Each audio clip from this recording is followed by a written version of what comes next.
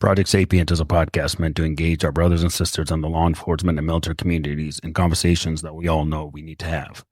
All opinions you hear are our own, and they are protected by the First Amendment of the United States Constitution. They are in no way reflect or are meant to reflect the opinion of any specific agency, officer, or service member. Some opinions may be controversial. Listener discretion is advised. Enjoy.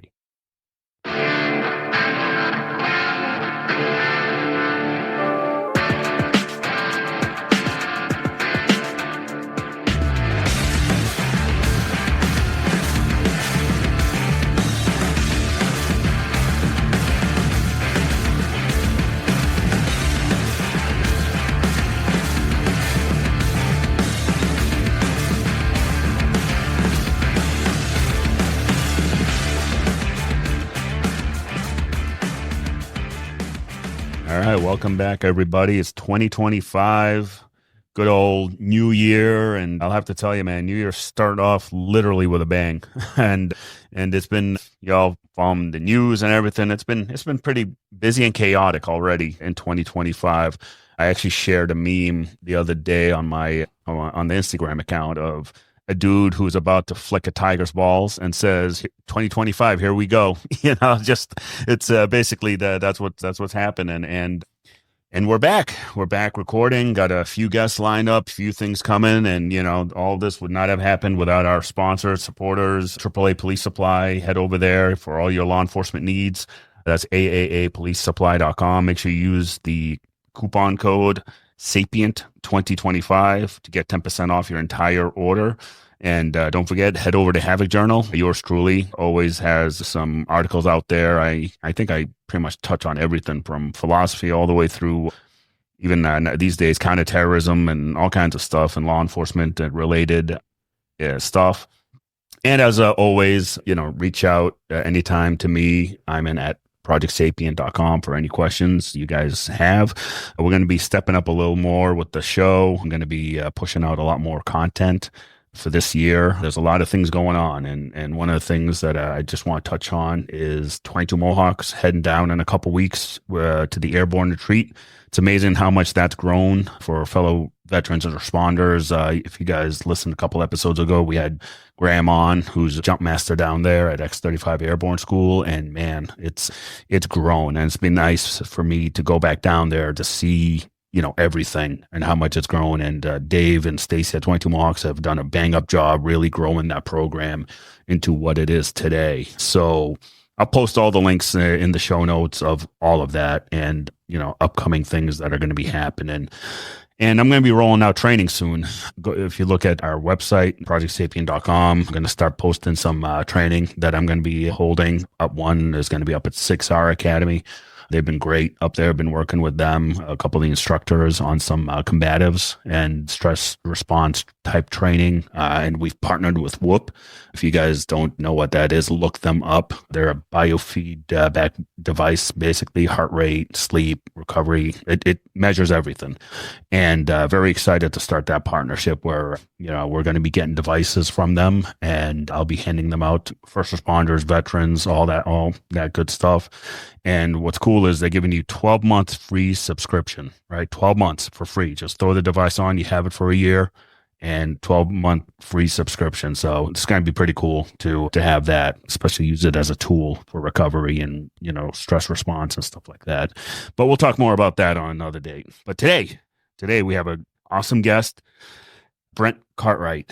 And Brent actually reached out to me via email and looked at his story and really, really cool. And we'll have him, say hello in a second, and just going to go through his bio a little, and you'll see why I have him on here. So he was in the Army, and looks like Army National Guard. So from 1996 to 2005, he was a 13 Bravo, fellow red leg. That's what I'm talking about. A National Guard unit deployed from 03 to 05. Stayed stateside in Fort Lewis, Washington, and obviously law enforcement, 16 years as an officer with Kansas City Police Department, 5 years patrol, 11 years as undercover. Last 5 years was undercover assigned to ATF, Illegal Firearms Task Force. So, retired Detective Brent Cartwright dedicated 16 years of service as a police officer in Kansas City, with more than a decade as an undercover detective. He's a recognized expert witness involved in narcotics trafficking within the United States criminal courts. Brent retired from law enforcement after being shot multiple times during an undercover operation to capture a wanted homicide suspect while assigned to an ATF task force. Throughout his tenure as an undercover, Brent played a critical role in his squad of purchasing drugs, firearms on streets of one of the most violent cities in America. As his work progressed, the boundary between Brent's authentic self and his undercover persona became increasingly blurred. And man, ain't that the truth? We'll get into that. And consumed by his relentless commitment to the job at the expense of his own personal well-being. Brent openly discusses his journey, details the risks of immersing himself in his profession, leading to a profound transformation and negatively reshaping his identity in the very streets he sought to clean up. And man, Brent, thank you for coming on the show, brother. This is, long time coming, and glad you're here, bro. Yeah, hey man, I can't thank you enough for having me, dude. It's just been an honor, and I appreciate it, man.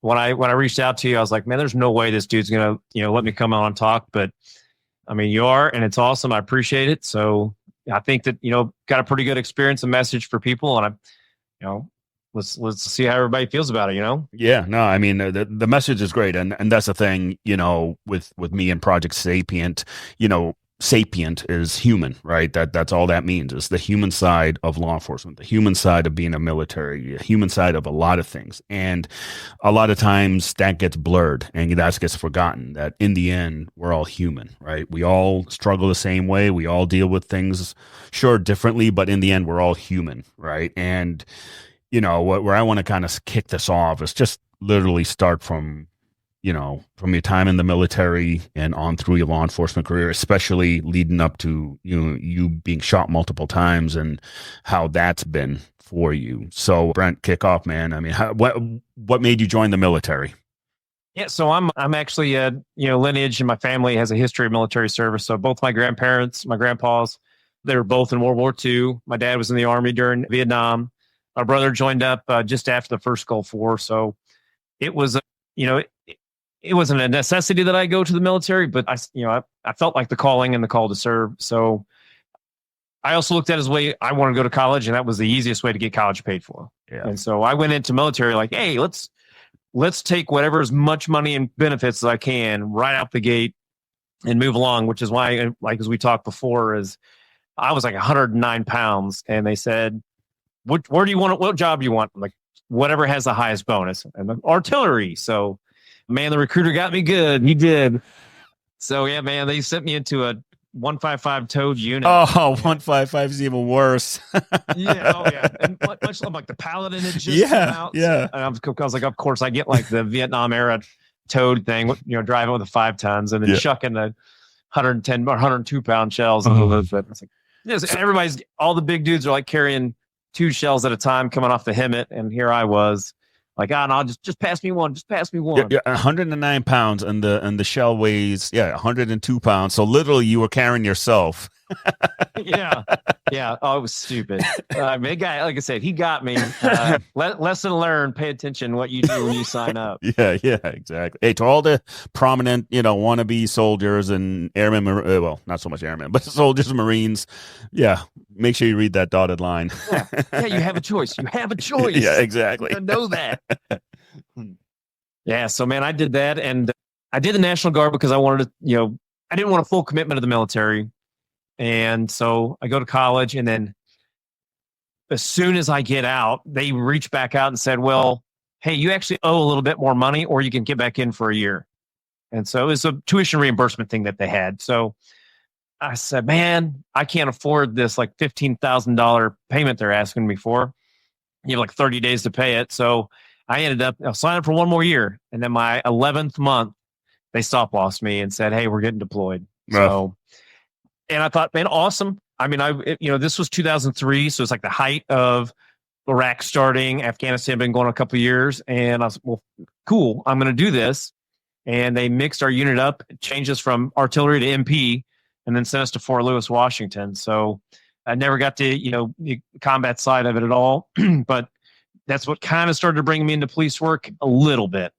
Truth be told, I hated almost every minute of it out there, but Yeah, I mean, it's funny how military service, like, yeah, we were artillery, but then we got attached to an MP battalion overseas in Iraq, and I mean, I was very busy. I was on the battalion commander's PSD, and I spoke Arabic, so that kept me very busy.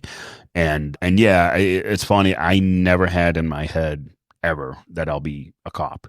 It was never ever like, I was going to college, yeah, for, psychology. I was doing psychology, sociology, anthropology, like, all kinds of different things. And sure enough, like, post military service, I'm like, I'm going to be a cop. It's funny how that works out, right? Yeah, man. When they finally got out in 05, because it was 18 months out there, I swore up and down. I was like, no way. I'm not going to be a cop ever again. I'm going to put this behind me. My roommate out there was actually a cop here in Kansas City. So when we came back together, just to kind of bullshit after about a year, he's asked me what I was doing. I mean, I was banging my head against the wall doing sales. So he was telling me about all the stuff he was doing, working patrol in Kansas City again. That's it's always in the top 10 most violent cities per capita. And he was loving every minute of it, working in our inner cities, which is our most busy. And he talked me into it. He said, hey, man, you go try ride along. So I tried to ride along, man. And I came home that night, talked to my girlfriend, who's now my wife, and said, hey, I'm going to take a 60% pay cut and I'm going to go be a cop. And of course, she was like, I thought you hated being a cop. Yeah. Well, as an MP in Fort Lewis, I kind of was, but I wasn't. We get stuck on gate duty all the time. So, but the sheer adrenaline, man, of working in the inner city is just too addictive and too much to pass up. So that's where I found it, man. It was at that point, man. I was like, sign me up. Yeah, it's a little different working in a city as a cop than, out on a base. It's very different when you're running around a city. It's a different type of adrenaline rush, which 100% agree with you.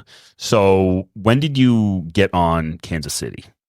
Right at the beginning of 2007, January of 07. Wow. So I got on. It's funny. I officially got on my department. I was in Boston at first with the transit police. So I got on their job October of 2007. So yeah, you started January 2000. Yeah, I started October 2007. So what was the academy like for you?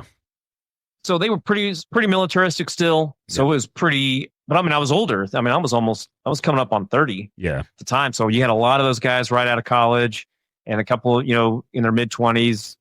So we still a little militaristic, but starting to get more academic. But it probably 10 years before that, you had to get on and be like a detention officer or know somebody, or your family had to know somebody to get on.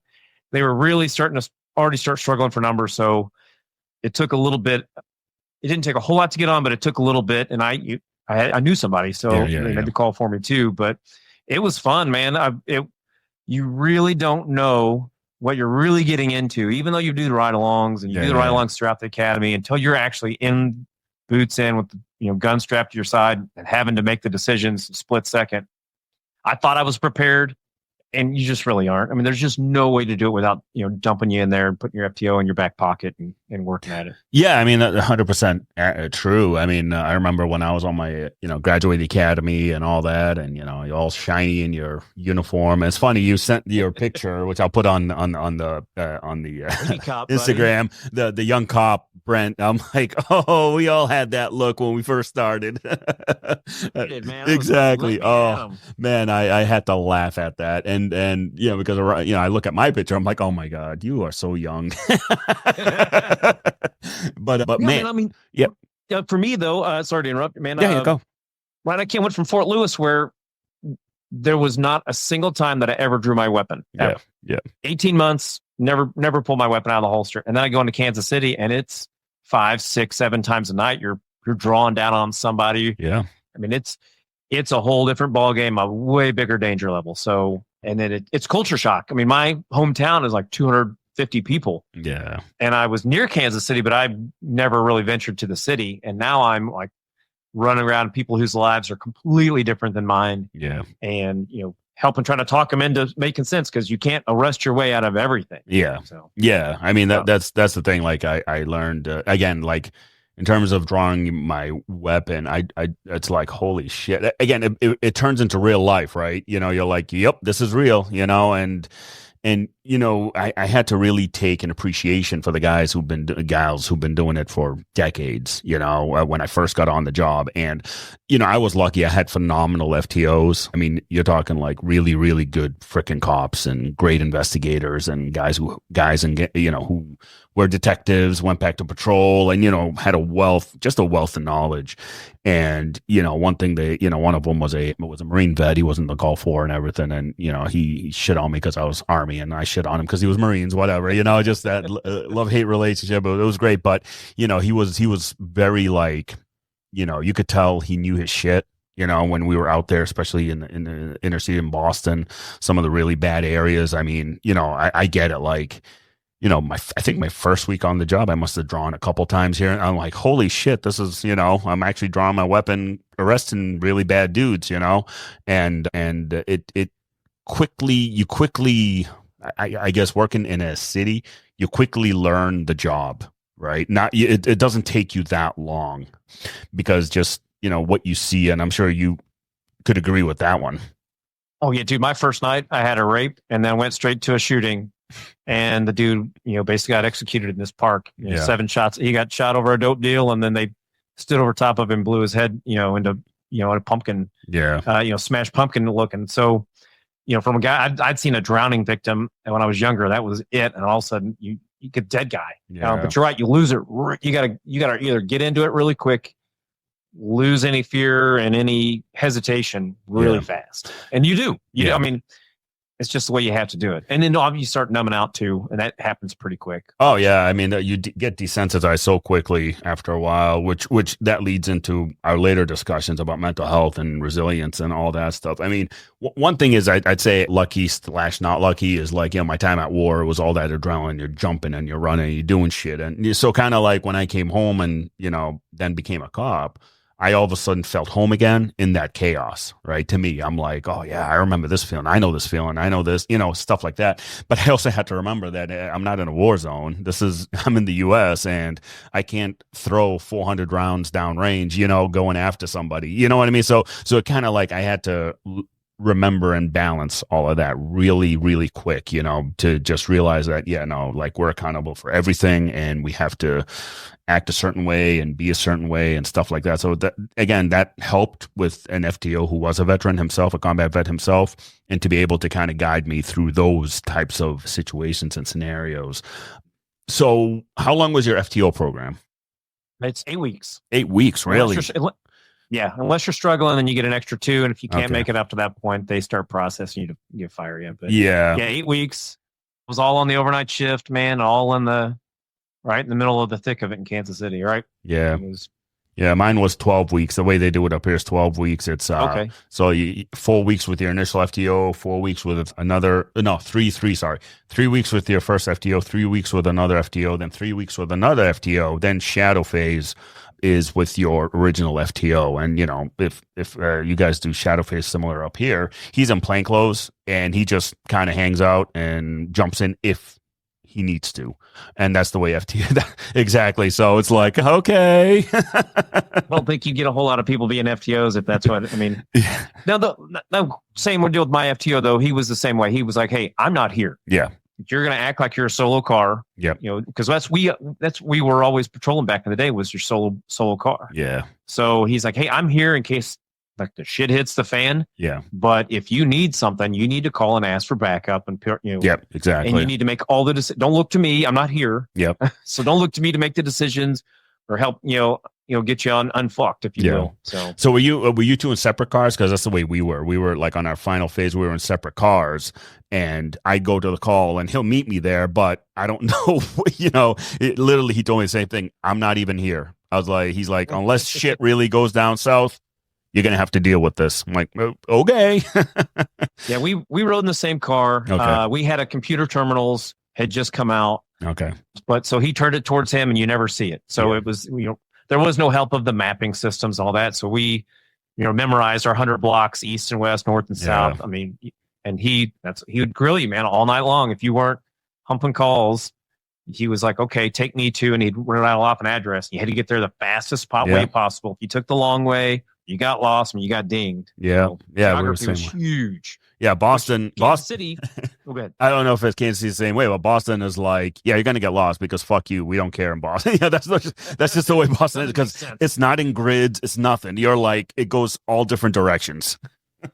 Yeah, we're a grid, but we're big. Yeah. So for 400,000 people, our physical size is about the size of New York City. Okay. So it's really spread out, but it's mostly a grid pattern. So it made it pretty easy. No, Boston, there's no such thing as grid. You just, good luck, usually. So that was the same thing. So with my FTO, same thing, I had a terminal, obviously much updated from when you started. We had the good old GPSs and everything.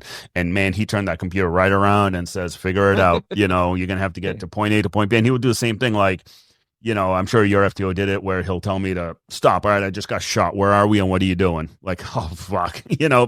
But if you weren't on your A game, yeah, you get dinged. That goes on your, on your DOR and you'll get dinged for that. Yeah, same, identical. And I think every good FTO should probably be doing that. It makes sense. You never know. Like when I got shot, you need to know the fastest way to get to the hospital. We'll talk about that and what that meant for me. Speed is of the essence. Yeah. But that's huge, because if you're relying on your FTO and then he's also incapacitated, you better know how to get where you're going. Yeah, exactly. So you did how many years of patrol? After FTO, you did patrol for how long again? Just short of 6 years. Just short of 6 years, and then you went on to do. Undercover. You became a detective and undercover work. So in terms of undercover work, how did you get selected for that? Because I know, different bosses are different, in terms of working undercover. And I always try to tell people there's a difference between plain clothes and undercover. Some people don't think that just because you're plain clothes means you work undercover. I said, no, there's two different assignments. Like undercover is undercover. Like you're in the mix, and you got to literally create like a personality and a whole different guy. And my wife hated who I was, just so you know. She absolutely hated him. But I'll tell you a funny story about that in a little bit. But and you went into narcotics and guns, right? That was the unit you went into. Yeah, it was a selection process. You go do a testing, policies, procedures. You do a whole interview process where you get to answer a bunch of questions from a whole panel of the undercover sergeants. And then you go through do mock buys. And then once you're on the list, you got to wait for somebody to leave and you can take their spot type thing. So gotcha. I got selected in 2012 and came down. And you're right. I mean, my undercover persona was Ricky. Mm-hmm. I may piss off some people by saying this, but the way we looked at it with our squad is you have to earn your beard. Mm-hmm. Like everybody want to grow a beard at work. Yeah. It wasn't used to be allowed in uniform. Now it is a little bit, but if you are out buying dope and buying guns, you're surveillance guys, and that's fine because you have to blend in. And I wouldn't say that because we were pretty much low men on the totem pole, low ladies on the totem pole. But yeah, we were out buying dope, hand to hands, in the crack houses, heroin houses, hanging out all day, every day. We'd come in to a, covert office and grab, a couple $100 from our draw. Yeah. And off we went, man. We didn't come back until we were out of money, needed more. Yeah. Or, the day finally ended. So yeah, just straight up dope buyers and gun buyers, man. It was always a source of pride too, of like, we're not doing CI buys. Yeah. So it's how many hand to hands can you get? How many houses can you talk your way into? But even then, like the days of, cold knock on a door was mostly gone because everybody had, the Obama phone. Oh yeah. Everybody had them. Yeah. So there's no reason you go knocking on the door like it's New Jack City days, but man, it was still the old ways of some of them bosses were like, hey, we need to go do like 50 cold knocks today.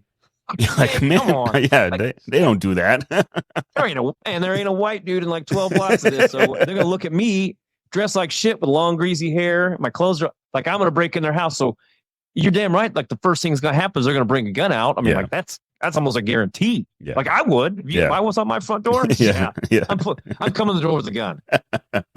Wow. Okay. So you did that for how many years doing the UC? So ended up being a little over 11 total. Yeah. I took like a 9-month hiatus to do like an admin job for a little bit. Yep. Absolutely hated it. I mean, I can't imagine when people do this work get promoted and have to go back to patrol, I mean, I would have gotten fired for sure. Yeah. I mean, I just wasn't meant for office work after doing this, and I was craving the adrenaline and everything else. Yeah. And so I finally got lucky. We had a joint task force with the ATF and our detectives, and our main focus was go out and buy dope on large scale and buy guns from felons, murder weapons, and that's what I did, man. I go out and buy dope, and we did so well at it. I mean, we caught probably half of all of Kansas City's homicide suspects, our squad. So what we end up doing, since we were so dang good, we end up, if we had a homicide in Kansas City, which we get about 180 a year, within an hour of the homicide guys on scene, our whole squad was on scene. And then we're like, who's the suspect? Who's his associates? Who's her associates? Let's go find them. Can we buy the murder weapon? Can we put dope cases on them and people to help them flip them? Yep. And figure out his phone number, do our cell traps, and figure out where they're at. So that was like our whole goal, man. So it was like 90, 95 hours a week, 6 days a week, man, just running and gunning nonstop. Wow. So that's, you guys definitely a busy squad, busier than my unit that we did, because so I went to the DA task force, and it was, almost selection process where the chief sends your name up, to replace the guy who essentially got promoted. He was there for like 10 plus years. He got promoted. So they needed someone to replace him. And, guys were my PD. And so, 3, 4, 5 of us put our names in, and, I was already a detective at the time working major crimes. And, we do like buys here, I was always interested in the drug and gun game, even as a detective doing major crime. So I developed like CIs and stuff like that, do CI buys, and, do your typical 3 or 4 buys, and then hit the house and see what happens, see what comes up on the other end. And, just a typical investigation type, drug investigation. And, so I had my meeting with the RAC of the office, or the resident agent in charge of the office that I went to. And, we had meetings, and I'm all tattooed up, so he liked the tattoos. He's like, oh yeah, you'll definitely fit right in with all those tattoos, whatever. So because I don't have anything law enforcement, I don't do that. So those sort of tattoos, a lot of it is military and different random things. So he I got selected and went up, and he had me partner up with actually a really good friend of mine. He was the primary undercover guy for the unit. Really, really good dude, and man, he's a go-getter, as an undercover. So I kind of went under his wing, started to learn how to do what he does and kind of create my own character, so to speak. And then I got my first case in terms of, being the UC to buy, and holy shit, you want to talk about adrenaline? You know what I mean? It's so different, especially like your first one, and you're like, fuck, you have your fake, driver's license, they give you all that shit, you go to the registry. I don't know if it's the same in Kansas City, but like for us, the registry is this dark corner area no one knows about of the registry. And that's where you get your like ghost plates and your ghost ID and all that shit. And it was so funny. So my persona was Adam. That's what everyone, that was me, Adam. And like I said, my wife absolutely hated that persona, because when I'm on the phone with bad guys, I gotta, you're talking to Adam now, and I'll be rolling in home making friggin' deals like, hey, for tomorrow or tonight or whatever, and I'm fucking just talking. And I remember one day she looked at me and she just pointed out the door. Because she just hated it. So what I want to talk is like about your first buy, like that your first one where you're like, fuck, this is real. And so when we break it, because we had to go through a whole FTO process as undercovers. So my FTO, he got me good, just like the Army recruiter. He's like, hey, dude, you're going to spend your first week just listening on other people's deals, and then eventually you'll call out their deals on our listening device if we have one of those going. And you're just going to do surveillance and watch, and you'll get a feel for things. And then we'll get you out talking to people. He's like, man, you look like a cop because my hair just hadn't got long yet. My beard was still coming in. Yeah. He's like, but you walk and act like a cop, and you carry yourself like a cop. So people are going to pick that up more than your appearance. Yeah. And we always relied on our appearance, though, as you know. Yep. Like ultimately, but like you could go with a clean cut, high and tight, and go buy dope if you have the right mannerisms and the right speak. So we went to lunch on the very first day, and we get done eating. He says, all right, dude, you ready to go hit the street? Like, yeah. We're like, who's doing buys? He's like, well, you're doing buys. Well, you're not doing buys, but we'll get you out on foot. I'm like, wait a minute, what about having this whole week thing? He's like, no, man. So yeah, man, I went to a place. It's like Ninth and Bales in Kansas City. It's like right in the straight, area of the hood, and there was like always this party going on in the empty lot next to it. So about 30 people, always drinking, hanging out. Nobody was ever holding. They'd have to call it up, but he said, go out. He pulled me. I mean, he pulled right up in the parking lot. So now you got two white dudes, and he's pointing and talking to him. Man, why you gotta be pointing? Like, we're in the hood. You don't point at people in the streets. Yeah. He totally set me up. But I get out and I go try to talk to these people, and they're all like, "Oh yeah, officer, what's up, detective? New guy."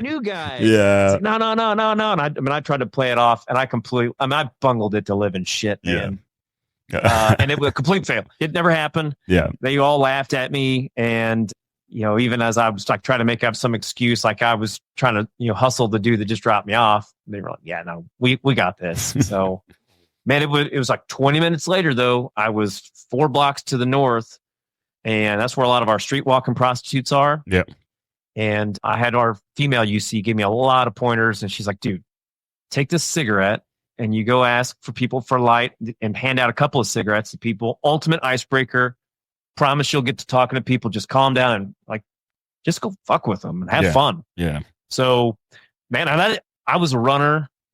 For all my life, I'd never even like smoked a cigarette. I didn't know how to hold it. So I walk up and I'm holding it looking like some like 1940s actress, all kinds of stupid. And so I'm like, I'm handing these cigarettes out and everybody's my friend, man. And it was pretty funny. They finally, bought into it just off of that. And, like this goofy kid, I went, bought like 2 crack rocks and thought it was the biggest and best thing ever. And I came back to the office at the end of the day and I was all excited and trying to tell everybody the story, and they're all looking at me like, dude, you have no idea. This is nothing. Yeah. But I was so amped and excited, man. I came home and I was telling my wife all about it, all just upside down with excitement. And to be fair, 2 crack rocks is really not much. When you think about, well, again, though, your first buy, you're like, hell yeah, when it finally works out. I mean, like, with me, it was... I mean, one of the ones I did, I actually had a CI with me to introduce me to his dealer, which we do that a lot. And so with the UC, we go to the, broke down. It's so funny, so stereotypical. You go to the shitty hotel, to the shitty part of town. Like shit is like, man, like the show. Have you ever seen The Wire? Oh yeah. Like most accurate fucking undercover narcotics show I've ever, like that's by far as accurate as it gets. Right. And so I remember I buy like 60 grams of fentanyl, I think it was. So, it was good chunk, like good softball size, and that was like just the intro just to get me, in the door. And I mean, my persona was not so much of a user, but of another dealer, right? Because I work out like a madman. I mean, I was even more shaped than I am now. And they're like, dude, you can't pass off as a junkie. I'm like, I ain't no junkie. Like, there's no way. I was like, you can't put me in there, call me. I'm like, I'm your dealer. I'm the guy that can get kilos. Like I'm the guy that facilitates. Yeah, so. You're walking down the street, people hitting you up because you're the man. Exactly. Well, that's exactly it. I mean, another funny story is like before I get to this one, actually. So I was on the surveillance team at this one, and it was the UC doing a different UC doing the buy, and I was parked, down the street. I was just kind of keeping the eye. Actually, I wasn't the eye. I was just kind of like 2 streets over, and this fucking guy comes up to me, knocks on my window, and I don't know who it is. So I got my, my undercover gun literally in my hoodie, and I got it pointed right at the door, like, what the fuck is this? And he's like, hey, are you all set? I'm like, yeah, no, I'm good, man. He calls one of the detectives in the city that we were working in, says, hey, I got a drug dealer. I think I can buy from him. He's talking about me. So that's the persona I had. I'm the drug dealer. Like, if you want something, I'll get it for you. But anyways, so going back to the other story, where after I bought the 60 grams of fentanyl, we have this freaking marked cruiser come up behind me. Now, this 60 grams is sitting on the freaking right in the center console in plain view. And I'm like, I hope this fucking cop isn't the one, like, isn't the proactive type. Like, the last thing I do, like, we're going to get pulled over. He's going to rip me out of the car. He's going to handcuff me. And then we're going to have to deal with it, like, down the road. And the whole time, like, I hear my radio, like, the chirping of the radio, you know, they're like, ah, shit. Like, but, you know, I can hear, like, in the background, guys are talking. I'm like, God damn it. And then you got my CI who's fucking freaking out. I'm like, dude, I was like, you're gonna get us pulled over. So here I am talking like a drug dealer to another guy, like, stop fucking acting that way. He's gonna get us. But he turns, you know, goes a different direction. I'm like, God damn, dude. I mean, so it's like, you know, some of these funny stories that we have. Have you ever dealt like with like, you know, other officers that just show up and you're like, fuck, you know, you gotta kind of, now you haven't. Yeah, I mean, no, totally did. Oh, you totally did. Yeah. So yeah, totally. Well, I mean, if you do it long enough, you're going to run across them. You're going to run across the proactive guys. Yeah. So, but I was buying some in crappy apartments down in our entertainment district. Yeah. And these proactive guys were like, wait for that. You'd know when the dope guy showed up. Yeah. Because all of a sudden, people like look like me were like rushing the building. Yeah. And so I would always go buy in that back stairwell because I don't want to go hang out in the apartment. Like the whole deal was, I'm buying like 5-6 crack rocks, and if I start lighting one up right now, then everybody's going to come for a free hit. So I'd always try to like buy it and boogie out. Yeah. And the moment these dudes busted through the door, you know, the management had called like, hey, we have this problem. Can you help us out? So these 2 officers come bolting through the door, and I get snatched up by the dope man, and he like rushes me and like locks me into this apartment. We got to wait here till the cops leave. So they're like, where everybody's watching the window, waiting for the cop car to leave. And they're all looking at me like, well, dude, you wanted to get high. You got 6 rocks and you light it up. Come on, man. Where you got? And I knew these 2 dudes. Yeah. I mean, it'd been a year or 2 since I'd seen them. Yeah. And I'm thinking like, fuck, man. And finally I was like, okay. I think I can make a run for it. Worst case scenario, they chase me and you guys can all get away. And I mean, I did. I took off running. They, got me in a foot chase and come chasing me down. I was like, guys, knock it off. But come on. Hey, good for you guys. And I hit him up. I'm like, hey, can you tell me when you're going to do these? Like, I'm not going to tell you when I'm buying. You tell me when you're going to come rush the building. Yeah. Because if I'm in there, I don't want you doing that again, because that's going to put me in a hell of a bind. Yeah. I mean, like you said, if you do it long enough, you're going to run into those, and I applaud my proactive guys. Like, hey, I got pulled over once by one of the proactive guys, and I was in the middle of going from point A to point B to the buy location, and he pulls me over because, whatever. Granted, I'm driving a typical drug dealer car. Yeah, I'd pull me over. And I told him, I'm like, hey, dude, I'd pull me over. So he comes up to the window and he sees it's me. He's like, fuck. He's like, are you working? I'm like, yep. I'm like, listen, just take my license, take my registration, make it all look good. Like, yeah, we're good. And he did it. And later on, I bust his balls. I'm like, you fucking asshole. Now the buy didn't go through because of you, but I was just fucking with him. But, the same way I got pulled over, the guy come up and he's like, damn it, I knew I had a good one.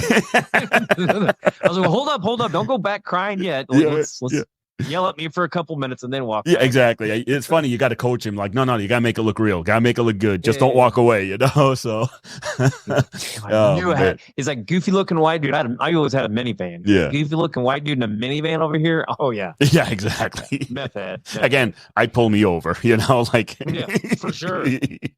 So let's get to the operation, to the op where you took fire and you got shot. All right. And it's always, I have a couple friends of mine on the job also that have been shot, and it's kind of one of those reality checks of the job, right? We have fun, UC work, all that good stuff, SWAT, whatever we do in our careers, but the reality of it is, you're in that much more danger as UC, as being the guy in literally the lion's den, acting the part, playing the part, and then shit just goes south. So can we go into that and talk about that? Yeah, man. So, and I had my fair share of very close calls well before this. Yeah. We'll talk about the book after a while. A lot of those are in my book. But on this day, we were out. I was with the ATF squad, right? We're tracking down this homicide suspect. He basically gone into a chicken and fish restaurant and robbed the place. And as soon as he did, the guy opened the register, said, hey, take care of all the money. But he got nervous and scared. So he tried to run out the back door, and he basically shot him in the back and stood over top, executed him. So we're out looking for this guy pretty hard. knowing that he's a bad dude. And we'd been like 5 weeks on without a single day off. And we call them our street narcotics unit tactical squad. So those are our guys. Like, they're not going to do the surrounding call outs. They're the guys that you got stuff going down. They're going to kick the door in and come and grab you. And save you. You know, they do like 800, search warrants a year from our buys. Wow. So they're really hustling. Yeah. And so they hadn't had a day off and even longer and get pulled in way more directions than we do. So with that day, we decided, hey, we haven't been able to find this guy for a week. Let's come in on this Sunday and we're going to at least lay eyes on him, surveillance only. So let's take a skeleton crew of our TAC guys. We got 2 TAC guys and only like 5 of us detectives raised our hand to come in. And man, I thought maybe we'd just sit here for a couple hours and get some overtime pay and, go on home. And he showed up at his girlfriend's house. First time he'd shown up there in well over a week. And we followed him around for a little bit. He was driving real stupid. So we thought, he's checking his tail. So we kind of let loose on him go, and he goes to this hotel. It's right by Arrowhead Stadium, right by where the Chiefs play. Like, okay, cool. Well, you can't get any eyes on the parking lot, man. There's there's this really big privacy fence, and the parking lot's tiny. I mean, you can put like 5 cars in this parking lot at best. Like, if you try to pull in and try to leave, you're going to do the whole Austin Powers, 17 million point turn. Yeah. But we can't get eyes to figure out what room he's in. And we didn't want to rely on, okay, let's just go wait tomorrow morning until, he, comes out. Because if we got him in the room, we'll knock on the door. We know he's in there. We could do, surround and call out or all that stuff. But so the goal was to find out what room he's in. And that was my job, was to get out on foot. And so I'm dressed down in my best tweaker gear. And I decided, okay, at minimum, I'm going to rent a room and I'll hang out here all dang night and watch him. So, I mean, it was pretty easy for what you would call, that wouldn't even really what I would consider undercover work for me. And I walked in the manager's office. And again, it's right in the middle of a pretty bad area. They rent hourly rates and daily rate, weekly rates. And the office is all surrounded in bulletproof glass. And I walk in, bam, there's our guy. He's like right there next to me. And he wouldn't even move his legs. So I had to like step over his legs to come in. And it's like 8 foot by 10 foot, tiny little office.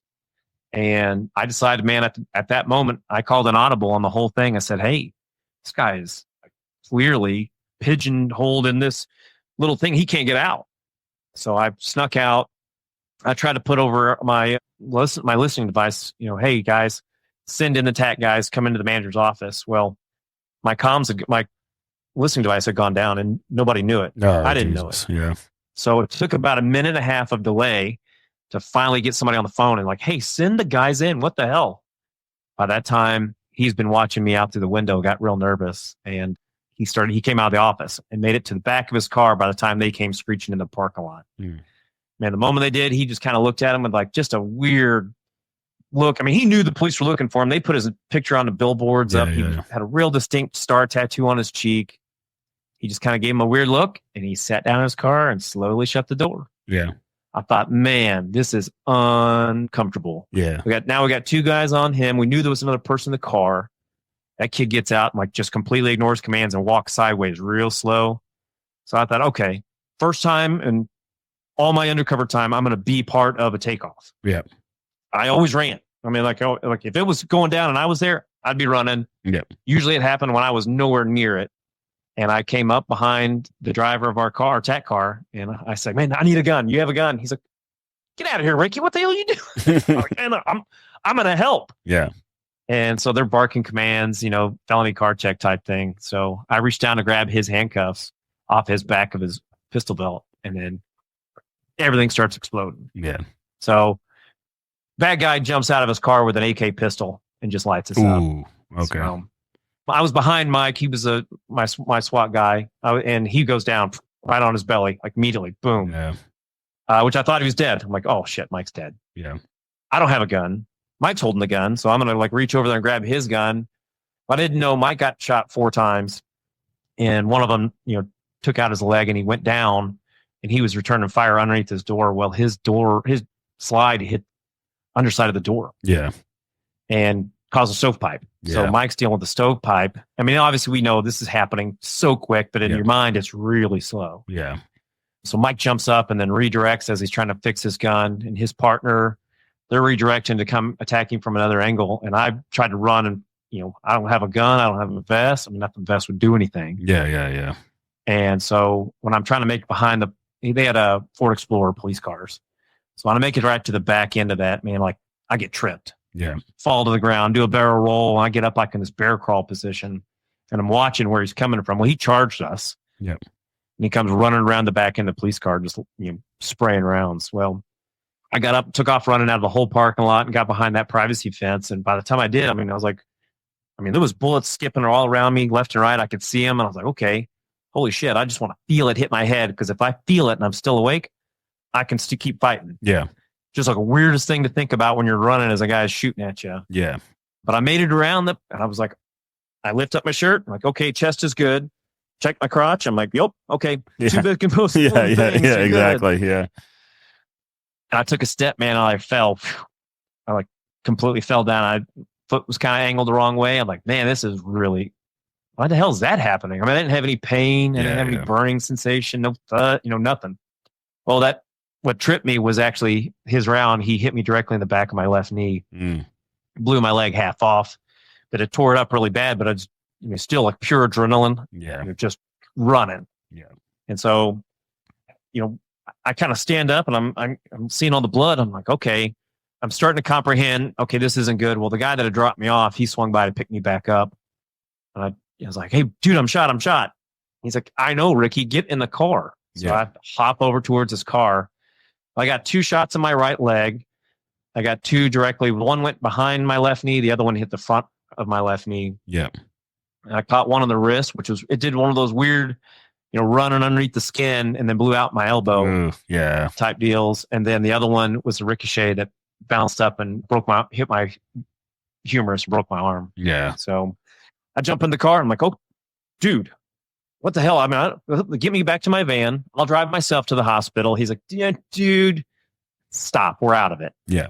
And so we start driving to the hospital and the bad guy had, gotten back in his car and was driving away, but he's going like 30. Yeah. He knows he shot one cop. I don't know what he thought I really was. Yeah.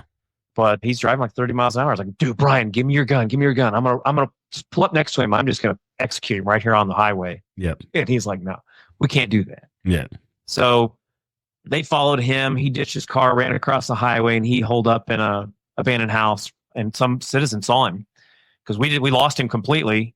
The guys that were out on the ground. Well, eventually like 300 people came in. Like they started hearing about it, not realizing what was happening. And they got an hour and a half long shootout with him until he was almost out of ammo. He kicked the back door open. He shot another officer while he was doing that. So 3 of us got shot that day. But he kicked the back door open, came out spraying into the wood line, and they ended it right there. Yeah. So I was out of it at that point. Brian had taken, the guy was driving me. I was bleeding really good. So we didn't stop to get his, go kit to get the tourniquets out. So I made like homemade tourniquets. Yeah. For myself, driving to the hospital, which is like a weird feeling to do. Yeah. But yeah, so I made it to the hospital and they're like, what's happened? I'm like laughing, almost laughing because it still wasn't comprehending in my head. I was like, dude, some asshole shot me. I'm on undercover. Yeah. We see that. Yeah. You look like shit. Yeah. So post the shooting and all that. So how long was the recovery and mentally, obviously, physically we know the injuries, but mentally, when did it really hit you? That night, I was full of a lot of shame and guilt, man. So that mental strike really hit me that night. Yeah. Luckily, the third guy that got shot, he actually got the bullet hit his front sight post on his AR. Oh, so okay. God bless him that he was one of those cheaper guys that had the old A2 style front sight. Flip up. Yeah. It ricocheted off that and hit him in his bicep and tore his bicep off. Okay. So had he had, that thing was coming dead to his center. Yeah. So you're lucky to be alive, guy. But man, all I could think about was the shame. It's a weird feeling to say that you got shot because that meant you did something wrong and you messed up. Because that's our goal. Go home safely and go home. Yeah. And I was going home eventually, but it really felt messed up. And then you never want to get somebody else hurt. So then I had to blame for everything. If you could have made a blame pie, I was taking every piece of it. I wasn't giving any of the bad guy that shot me. Yeah. I wasn't giving anything to anything else. It was all my fault. I called the audible. And for sure, I share the blame for some of the actions that day. So first time ever interjecting myself in a stop. So man, that night, the doctors and nurses, they didn't do surgery till the next day to start repairing my leg. Yeah. But they would come in like, hey, do you want any pain medicine? Nope. Mm-mm. Yeah. Nope. I deserve this pit of hell and this pain. Yeah. So the mental stuff like that, it set in right off the bat. Took me just about a week to be able to go home. They got me, it was the extremities. So they got me wrapped up enough and they got home and several surgeries later throughout the year. But man, like right when I got home, I didn't even recognize it home, and it felt weird to be at home. Like I shouldn't be home. I should be dead. Yeah. I mean, the guy at anywhere from 15 feet to 25 feet, shooting at me with an AK. Yeah. Lucky to be alive, but it didn't really feel lucky, Yeah. So I really had a whole pit of dealing with. My wife is distraught. My family is distraught. Everybody's concerned. Like I'm starting to see all this destruction that I created. Yeah. And it just really kept bringing me down. And so, man, like wasn't sleeping. Really, like the nightmares were so real, so real. Like I would wake up, I'd be covered in sweat, and I'd hear somebody break into my car. I'd go and I'd try to track them down, and they'd shoot me. And then I'd wake up right as I'm dying. And I'm like, oh, thank God. But I could feel the pain. And you ever say, like, pinch yourself so you're dreaming? Yeah. And I could feel the pain. Yeah. And I kept having dream inside of a dream inside. I never knew when reality was. So when I woke up for real, I thought it was just a dream. I'm like, well, I'll just do whatever I want. Yeah. I mean, and that's where I think people get really, get that confused. That's where people can get really big trouble because you don't know what reality is. Yeah. But it took me a year and a half, and I actually came back to work. Okay. I had a pretty good limp, and I said to my wife, like, babe, I'm not gonna buy dope anymore. I won't buy guns anymore, but I want to go back to my same unit. I'll just be one of the surveillance guys. She's like, you got to be crazy. What the hell? But I was so addicted to the adrenaline, dude. Like that was it, man. I was like, I feel like I just had my adrenaline taken away. Like when I went to the admin squad, which is why I was driving myself crazy. Yeah. I didn't have my dope anymore, if you will. So, man, I went back, but I went through like the whole riots of 2020, and we had our fair share. But I mean, they even put me in uniform. like, hey, they're tearing the hell out of our downtown entertainment district, like 5,000 people. Let's go put you in riot gear. And everybody else had like these cool new ballistic, the military style Kevlar ballistic helmets. Well, our old riot gear was the old motorcycle helmets. Oh, Jesus. So that's like, well, you were off duty, because one of the things they did was people in my unit, we got full auto ARs and we got ballistic helmets for riot gear just in case these same things happened again. Well, I was gone, so I didn't get the helmet. Yep. So now here I am wearing this stupid white helmet with the big black front. And of course, everybody's like teeing off like, hey, this guy's got to be in charge. So everybody's like, the crowd that are all mad during the riots, that are all looking like, that's the guy in charge. Throw shit at him. Look, his helmet's different. He's got to be in charge. Yeah, he's the general. Yeah. The Mexican war general out here. Exactly. So, and I mean, so it's that's the thing, like recovering from something like that. I don't think I asked you, what year was that whole shooting? July 15th of 2018. 2018. Okay, so July 15, 2018, and you didn't. So a year and a half off, and you get thrown literally right into a riot, right back into it. I mean, how did your wife feel about that? I mean, you going back out there like that?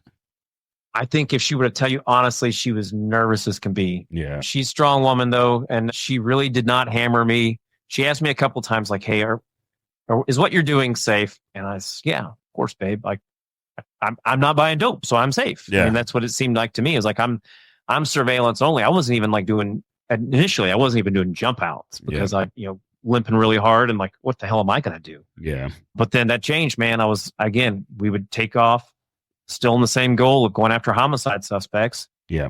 They're jumping out, chucking flashbangs, and everybody in my squad's getting out but me. I'm like, well, I don't want to feel like the slug. Yeah. So I started doing jump outs too, man, which is when I started realizing I have a problem. Yeah.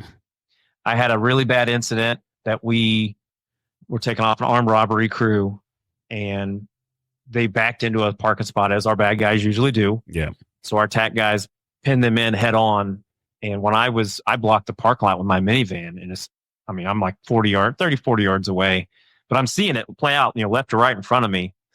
And the bad guy jumps out, gets his pistol out. I mean, he knows it's the cops, and he's got his gun out trying to get a shot on him, which at that point, it's a little far shot for me, but I should have pulled my AR or had my pistol and shot. And the guy's trying to shoot my partners. Yeah. And I couldn't hold my gun straight enough to do it. I mean, my adrenaline and my anxiety was just through the roof. Yeah. So it was a hard thing to do. I finally came and I said, I can't do this anymore. Yeah. I'm a danger to myself. I'm a danger to people. I was just going to quit. Yeah. Yeah. And so, that's got to be tough because, you know, when you're in tight with a team, you know, like that, and, you know, whether it's SWAT, narcotics, whatever, I mean, you rely on them as much as they rely on you to do your job, right? You know, to protect them, and they protect you. And I can only imagine the struggle of trying to get a shot up, but you couldn't, and the anxiety, everything hitting you like a huge wave, you know. And to me, I think there was a lot more strength in you when you finally admitted and said, you know what, I can't do this. You know, to me, that's a sign of more, you know, kind of, I guess, maturity, strength, right? You know, right from there. I mean, I always tell the young officers, because I'm a sergeant at my work, and I always tell them, like, listen, real strength comes from saying, you know what, I need help, or I need something. I'm like, you know, never bottle shit up, you know, like, yeah, we're the tough guys. We do this, we do that. But at some point, man, you gotta check yourself, and you gotta be like, you know what, I need to take a break, you know, and that's okay. You know, that's what this is about. And, you know, to me, it's like you did the right thing, right? You pulled yourself out of there to do it. For sure. And you know, I look back at even all my police time and leading up to when I got shot, even just after, I hadn't cried and ever, like, on anything. I mean, we had some, you know, family issues where, you know, deaths in the family that should have brought some tears, and they just didn't. I was so numb to a lot of that stuff, man. But that day that I hit the button and said, I need help, I cried. I mean, before I actually hit the button and said, man, help me. Yeah. I sat there crying. I think I knew my time was over, and there was a lot of shame around it too. Yeah. Because there's a lot of shame. People, and I'm hoping that's what, you know, when I travel around and speak to conferences and agencies, there shouldn't be shame in this. Yeah. Needing help or asking for help. Yeah. Everybody needs it. Yeah. Even if you are 100% good, you do it to maintain being that way. Yeah. And so when the stigma of you're not tough or you're weak, it needs to go. There's too many people that are complete legit, you know, badasses that are saying, hey, like Tom Satterley, you know, the guy hunted down Saddam Hussein 25 years as a freaking special forces guy. The guy's saying people need help and you should go to therapy. Yeah. Don't wait till you're broken to try to fix you. Yeah. Stay well so you don't get broken in this way. Yeah. So that's what I'm really hoping to change with a lot of this, man. I'm glad you preach it to your folks, because it's catching on more, but it hasn't always been that way. Well, I always say in the world of first responders, law enforcement, I mean, firefighters do a better job than we will ever do, is to really hit the mental health aspect of the job. I mean, I always say the military has come a long way since GWAT in terms of taking care of the soldiers and stuff like that. But in terms of law enforcement, we are still so far behind because of that stigma of, you know, suck it up, drive on, whatever. I mean, there are times, you know, I was just talking to guys, you know, dealing with, you know, it was a pretty significant call where, you know, this poor woman miscarried a 5-month-old, and it was pretty bad. And you had, you know, really young officers with me there, and, you know, I had them do the peer support thing at the end of shift and all that. And, you know, I could tell that they were nervous to go, you know, and I'm like, hey guys, I'm going to go. You know, I kind of took it upon myself to be that leader or that guy, to be like, oh, well, if he's going, then maybe I should go. And, you know, we all went, and it was fine, you know. And I always tell them, I'm like, yeah, just because you may not feel anything now, but 6 months down the road, it might hit you, you know. And if you're unable, or you don't just let out whatever your thoughts are, whatever, it's going to hit you a lot worse, you know, later on down the road. And that's something I learned, you know, from my time military war, and then coming home and being a cop and seeing all that we see. You know, lately, for the past several years, I've just been like, you know what, if I don't feel it, like, you know what, I'll go seek the help or do something to alleviate that. And kind of catching up now to what you do. I know you said you travel around talking to agencies and departments and officers. I mean, one thing I do like to see is, you know, you're a program advisor for Runestone Ranch out in California.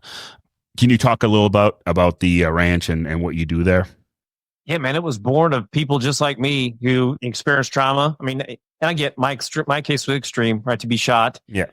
but you don't have to be shot to be broken and need help. I mean, Yeah. that's one thing that I think a lot of people are like, well, I understand why Brent's having problems. Brent was having problems well before getting shot, and had I been addressing them, maybe I wouldn't have run up to that car and called out and like Yeah. sought the risks taking and the things I was doing. So that was born of two guys that were working out in California who experienced trauma and had to hang it up. And so now their whole goal, and I think California, a lot of places out in California have a lot of these things. So I think they're a little ahead of everybody for this treatment. Yeah. It's a place to come, hang out. You can do a week-long retreat and, really get together. People like you struggle where it's a safe place and it's okay. And people understand like, hey man, we're all here and struggling. Let's do it together. Yeah. And realize you're not alone. And so that's really kind of how I was born. So they're still in the phases of building all this stuff out. They've got a lot of cool partners and a lot of sponsors that are helping, build this whole thing out. They have big dreams of doing all kinds of things and different trainings to get people the, help that they need if they're already broken, but to also get people to maintain the proper mindset and the focus early. Yeah. So that you know how to deal with this when it starts coming up versus just keep shuttering it, finding shame and guilt with it and, shut it down. So yeah, man, I love being a part of them. And I've already found like, they start passing people off to me because it's kind of funny. Like when I talk to Anthony, he's the vice president there, the co-founder. He's telling me, hey man, people are calling me like this person got shot and they really don't know how to feel. They don't feel like everybody can understand the shoes that they're in. I felt the same way, man. When I first started therapy, Yeah.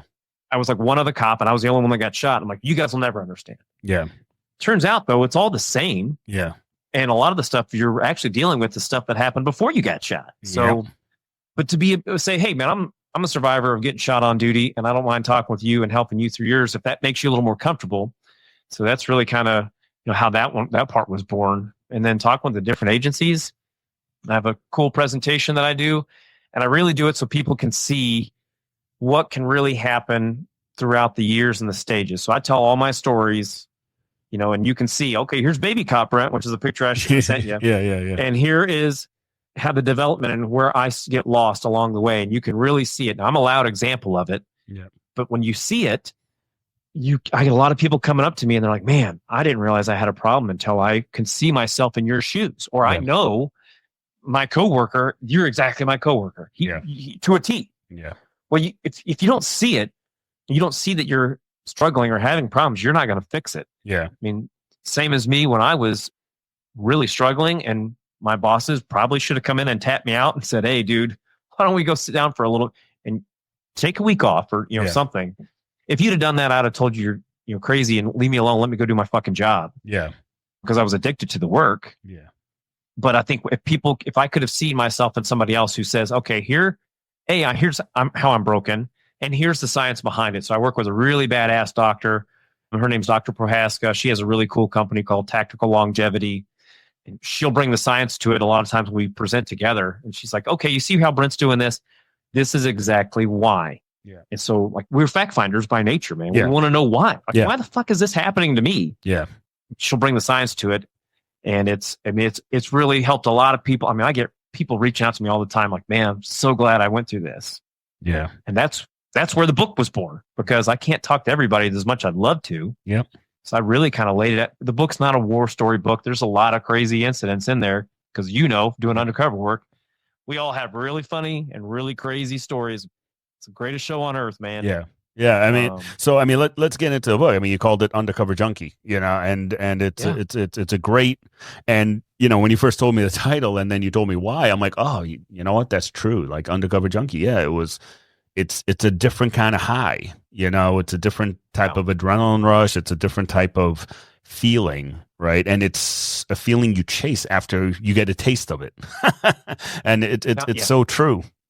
It changes you. It's just like a chemical makeup. Dopamine will change your brain.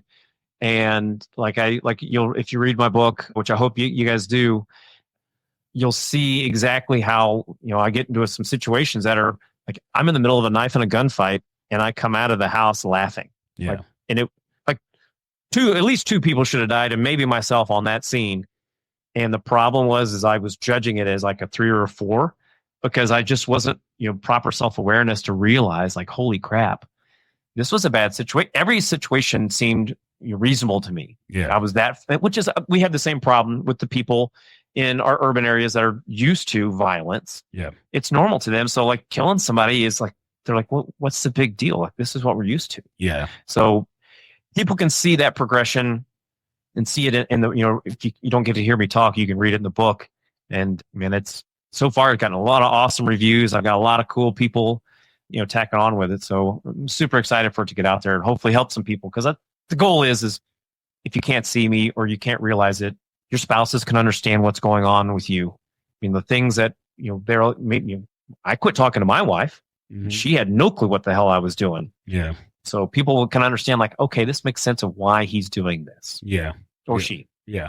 That's a good way of putting it is just like, when I write on Havoc Journal, even in my book, Resolute Path, a lot of the things I talk about is not really war stories, but kind of like the aftermath, right? Is like, hey, yeah, I did this, but here's the aftermath. Here's the reality of it. Here's, this is like the why, and that's like you said, we're fact finders. And that's part of the training I do is like with stress response and stuff like that is like, all right, why did this excessive force happen? Like what was going on in the cop's head? Well, what was the the physiological effects that was going on when he was under stress, he or she were under stress? Why did they react a certain way? And it makes more sense to people, when they're like, oh yeah, that's true. And again, that's the human side. That's what I always try to introduce is the human side of this job. Is no matter what, we're human. We have human emotions. That's just the way it is. And when you bottle up those emotions long enough, they're going to come out in one ugly way. And that happens to all of us, right? Eventually, especially guys and gals who are proactive, getting at it. Those are the ones I really worry about is because we were all that, right? We were all those proactive, good to go, do this, do that, do this, do that, go call, no matter what. And eventually it catches up. And I really think people will relate to your book, Undercover Junkie, and it looks like it's coming out next month, February 2025, right? That's when it hits the bookshelf, so to speak. Now, is it going to be available on Amazon? Is it going to be available Kindle? Like, is it available all over? Yeah. So easiest way is on Amazon. I mean, You can go to my website, which is undercovered.net, and you can click and find it across there. But it's on Amazon. Okay. It's got paperback, hardback, the Kindle version. Audiobook version won't come out until probably this summer. Okay. And then, I think there's already works of, we got to talking I've been getting a lot of great feedback on it. So there's already works that I'll, write a second part to it all. Cause you'll see when you read it, we end kind of abruptly and there's a missing need for the second half. So, okay. Awesome. Yeah. I'm sure people it's on pre-sale right now. Yep. It's doing awesome. And it was a number one new release on Amazon for the first 2 weeks it was out, which nice. Was, their algorithm is all kind of skewy and stuff. But, when I'm looking at, my book was ahead of Bill O'Reilly and, Dan Bongino's books. I'm like, hey, dude, yeah, I'm somebody. Yeah. I'm just a guy trying to help people. Yeah. So, and want to tell my story. And it's not war stories we all have these war stories. We can tell these till the cows come home. Nobody wants to read a book about somebody's war stories, but there's a purpose behind it in the messaging. Yeah. And it's super important. Yeah. And that's the thing. I think the message is very important for more people to read and see, even civilians and other law enforcement officers and anybody actually, to see the human side of the job and the toll it takes of doing undercover work and having a different persona where I think you described, when we were talking earlier, like, the lines really do get blurred, after a while, you kind of almost lose yourself to a persona for the longest time until, reality, whether it's like someone like my wife, who's just like, hey, get the fuck out of here. Like, don't talk like that. And you're like, oh yeah, that's right. I'm not Adam. I'm Iman right now. Like I can't bring Adam home, so to speak. But it's really it really hits you hard, especially when you leave it. Like I got promoted, so then I had to leave and now, doing patrol work. But it's like, it's a high that can't really replicate. It's just different, and I really look forward to reading your book and also posting it on all my social media, and same with, I'll put it in the show notes for people to get, how to get a hold of you and all that good stuff. That way, should they have questions or anything like that, they'll reach out to you. Yeah, if they go to my website and see it, you'll see a picture of my challenge coin. I'm going to make that offer to your listeners, man. I'll show it to the camera here if anybody's watching, but there's my challenge coin for my UC days. Yeah, awesome. So I think it's pretty cool. Yeah. It actually got outlawed by our department, so I'm not a department member anymore, so whatever. They're not going to hurt me anymore. But yeah, if you go do the pre-sale and buy it, send me a message, an email real quick saying, hey, here's my receipt number or whatever. I'll mail you the challenge coin for free. So, awesome. That's awesome. Yeah. But Brent, thank you. Time's getting a little short, but what I'd like to ask you one question to give our listeners, law enforcement, military, even civilians. If there's one thing you've learned in your experience, if there's one thing you want to give to other cops or other undercovers, detectives, civilians, military alike, if you want to give them a tidbit of advice, what would that be? Man, our environment changes us, and it goes beyond just military, first responders. Think about a defense attorney or corporate guy. We all know somebody that gets promoted, and they got on company, they change. Our environment changes us. It changes you more than you really ever realize. And that's what's happened to me as an undercover, or just even a cop as general. The moment I was a patrol officer for more than 6 months, I was automatically changed to a whole new person. And it's really tough when it goes against your morals and values, like undercover work or a defense attorney. You think that they're defending these people. So that's my biggest piece of advice to tell, like, your environment changes you, whether you know it or not, which is why it's super important to stay on top and reach out to people the moment you're feeling a little odd. I think people should be seeing a therapist just for maintenance. Our therapists do. So why wouldn't we? And to stay grounded and stay true to ourselves. We want to make it to the end of the career and do stuff afterwards. We don't want to make it until we just make it and then be gone a year after we leave. So you have to leave the career at some point. So, man, just remember our environment changes us, brother. Yeah, no, that's great advice, man. It's so true. And it is so true. Like joking about baby Brent and Brent now, it's like it truly does. And it takes a toll. And yeah, I feel it should be mandatory for every first responder to have like a therapist. It should be a mandatory thing. Do a maintenance checkup. You don't have to do it every day or every week, but quarterly, every 6 months, have that maintenance check just to make sure everything's working up, especially up here, in your head. Yeah. So, dude, we train every other way. Why wouldn't we train on this? Yeah. The science shows that this is more detrimental than being lackadaisical on even like firearms training. Yeah. 100%, man. 100%. Yeah, but I'm with you, man. I think you're right. That's great advice. Yeah. All right, my man. Well, hey, I really appreciate you coming on, brother. And we'll definitely chat some more. If you want to hang out just for 1 second, let me do a quick outro and we'll talk offline. All right, brother? All right, buddy. Thank you so much for having me, dude. Yeah, absolutely. All right, folks. There's Brent Cartwright. Get his book. It'll be on the show notes. I think there's a lot of wisdom in his words and a lot of truth to his words, for a guy who's literally been there, done that, got the t-shirt. All right. And he's got the scars to show for it and also the resilience to show for it. So, again, thank you, everybody. Thank you to our sponsors and our supporters. Don't forget, head over to AAA Police Supply. Get whatever you need law enforcement-wise for equipment. Use Sapient 2025 for a discount code on anything that you order. And also Havoc Journal. Head over there and get caught up on military, law enforcement, politics, whatever your heart is set to, they have it. And everybody, stay safe, stay sapient.